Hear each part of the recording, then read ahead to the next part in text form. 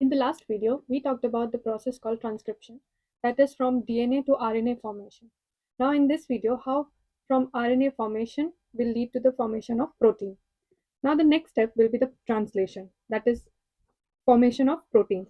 What really happens is the tRNA, like I said, it transfers the anticodons, and mRNA, which will have the codons. This has already found by the process of translation. These codons and anticodons will combine together, and where they are combining are exactly in the rRNA. These are the physical structures present in the cytoplasm.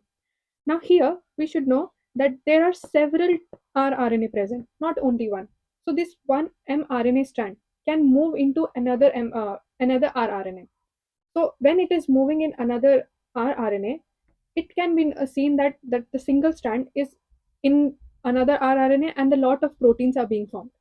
So here we can say there is polyribosome formation. So first we will have the chain initiating codon. Like I said in the previous video, that AUG will be the start codon and the chain terminating codon will be the UAA, UAG and UGA. So first there should be AUG for the codon, and then mRNA travels through the ribosomes. These mRNA will be traveling to the ribosome. So single mRNA passes to the next rRNA. This will lead to several protein molecules at the same time. And here there will be a cluster of ribosomes or the rRNA. That could be more than 3 or 10, or it could be more also.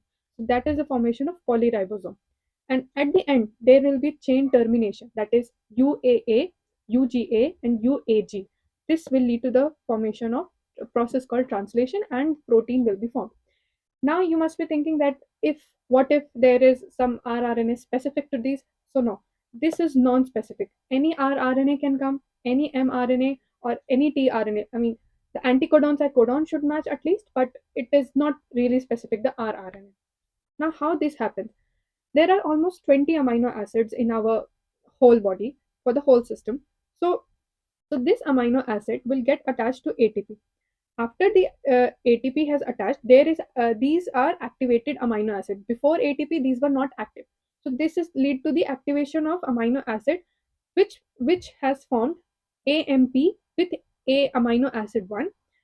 These AMP is a monophosphate here, and there was release of from the ATP. As we remember, there was two phosphate bond extra, which has high energy bonds. So this has formed AMP from the ATP. There's formation of AMP, and this amino acid has attached here. This has led to the activation of amino acid. Now this will combine with the tRNA. Here we see previously side that in the previous side that tRNA is full of anticodons. Now these anticodons, how they are formed and how this is formed is by such steps. So now these tRNA, here there will be again release of AMP, and the complex has been formed. The complex is AMP and acid 1. Combining with tRNA1, tRNA1 will now combine with amino acid. This will attach to the codons on the mRNA. So these anticodons have been made by such chemical steps. That is, amino acid will combine to ATP. Then ATP will lead to the here it will lead to the formation of AMP amino acids, and then it will combine with the tRNA. And when this is formed, there is a complex formation and energy is released. Now after this, there is combination with the codons, and these are later. So there is one amino acid, two amino acid, three amino acid up till 20. So all A1, A2, A3 and so on till A20, they will be attached by peptide bonds. These will be attached by peptide bonds, and peptide bond has a peptide linkage, and this requires a lot of energy. So it is the most energy consuming process. The enzyme required here will be the peptidyl transferase. And these ribosomes are present on the surface of endoplasmic reticulum, and these endoplasmic reticulum are called the rough endoplasmic reticulum, and hence the formation of proteins takes place. And so most proteins are released directly in the cytosol. Now since it has come into the endoplasmic reticulum, already it's in the structure of a cell, which is present in the cytoplasm. So here is the cell. Let's say here is the cell. So here is the cytoplasm, and this watery component over here will be termed as cytosol, and here they are released. So once again, in summary, we will have transcription from the gene of the DNA. that will lead to the RNA formation, and further it will lead to translation that leads to protein formation. To remember this, we have R in the name of transcription, so that means there is RNA formation. And in the second process, there is translation, that is protein formation. And this protein formation will be helpful for cell structure and cell enzyme formation, which is ultimately helpful for the cell functioning. So once again, here in the this is the plasma membrane, and this is the nucleus. So in general, this is the cell. So in the nucleus, we have the DNA. There is DNA transcription. This transcription for formation of RNA. There is formation of mRNA. Then mRNA will go outside, and there is ribosomes present. The rRNA, the RNA has been transported outside, and the translation of mRNA, that is again the translation. So mRNA has been translated into protein, and these are released in the cytosol. So next is the control of gene function. How it is controlled? It can be either controlled by gene regulation or enzyme regulation. Now, first is the gene regulation. There are several factors which are regulating the gene. So the gene regulation is done first of all by the promoter itself. In eukaryotes, we have Tata box, where the RNA polymerase had come and unwinding had started for the transcription process.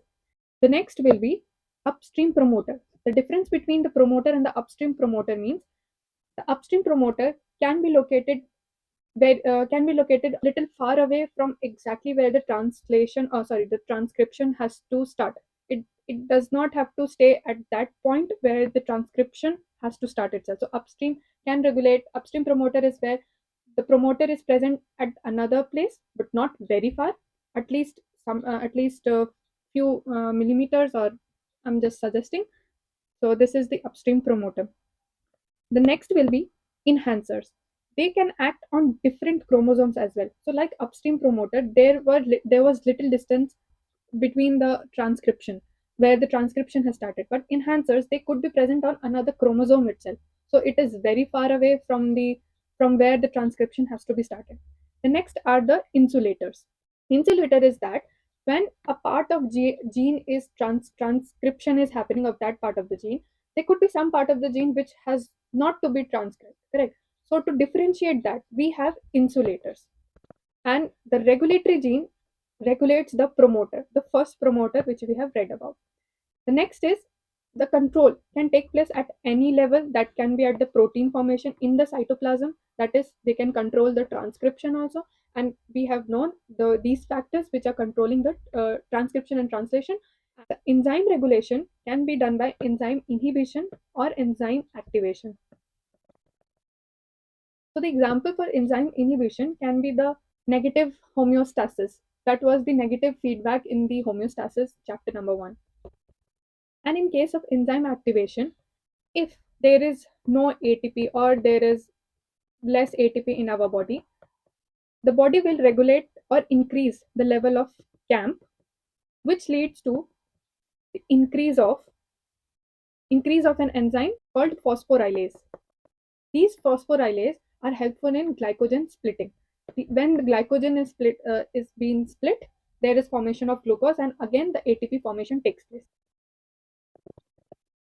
Can they happen together? Yes, the enzyme activation and inhibition can happen together. For example, when the purines have been made, what they do is they will deactivate. They will try to deactivate themselves, but they will activate pyrimidines. While when pyrimidines are made more than enough, then they will inhibit pyrimidines and they will activate purines.